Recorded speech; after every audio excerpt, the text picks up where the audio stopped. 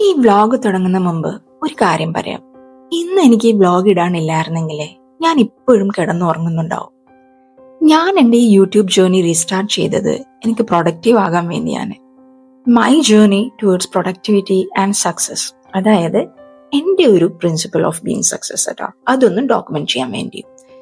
ഇതെല്ലാം ചെയ്യണമെങ്കിൽ എനിക്ക് ഒരു കാര്യം ഉറപ്പായിരുന്നു: രാവിലെ എണീറ്റാൽ മാത്രമേ ഇതൊക്കെ ചെയ്യാൻ പറ്റുള്ളൂ. ഇനി വ്ലോഗിലേക്ക് കിടക്കാം.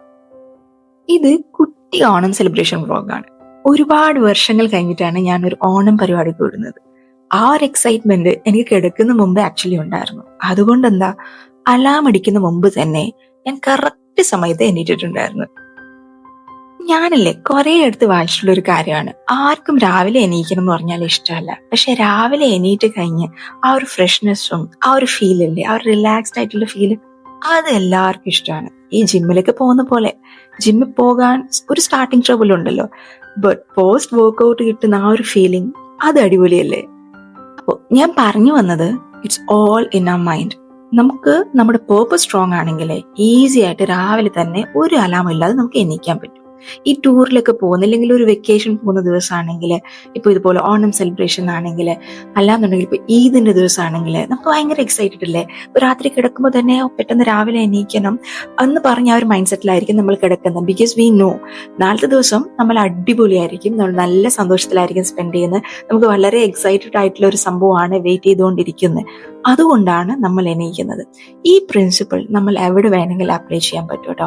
നമ്മുടെ ഒരു പർപ്പസ് സ്ട്രോങ് ആണെങ്കിൽ, ഇപ്പൊ നിസ്കാരിക്കാൻ വേണ്ടി രാവിലെ എണീക്കുന്ന ആൾക്കാരാണെങ്കിൽ, അതിന്റെ ഒരു റിസൾട്ട് ബ്യൂട്ടിഫുൾ ആണ് നമ്മൾ മനസ്സിൽ വെച്ച് കഴിഞ്ഞാൽ നമുക്ക് ഈസി ആയിട്ട് രാവിലെ ഒരു ബുദ്ധിമുട്ടില്ലാതെ നമ്മുടെ മടി മാറ്റി പെട്ടെന്ന് എണീക്കാൻ പറ്റും കേട്ടോ.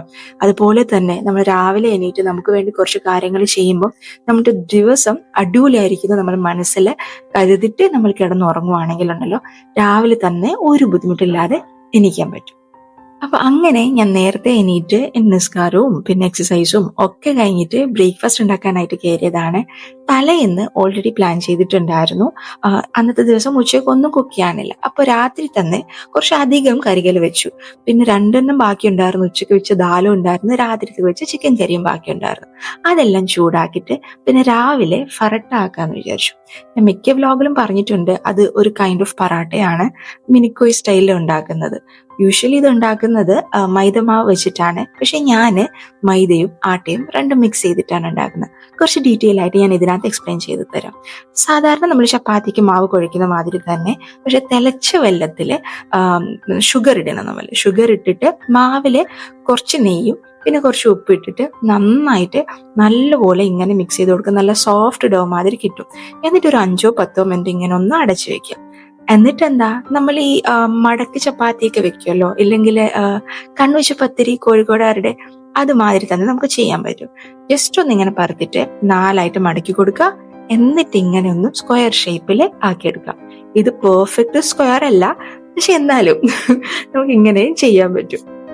പിന്നെ ഇത് ചുടുന്നത് നമ്മൾ മടക്കി ചപ്പാത്തി ഇല്ലെങ്കിൽ ഈ കണ്ണുവെച്ച പത്തിരിക്ക് ചുടുമല്ലോ, കുറച്ചൊന്ന് ഓയിൽ ബ്രഷ് ചെയ്ത് കൊടുത്തിട്ട് 2-3-4 തവണ ഇങ്ങനെ ഒന്ന് ജസ്റ്റ് ഒന്ന് ഫ്ലിപ്പ് ചെയ്ത് കൊടുത്താൽ നന്നായിട്ട് ഇങ്ങനെ പൊന്തി വരും കേട്ടോ.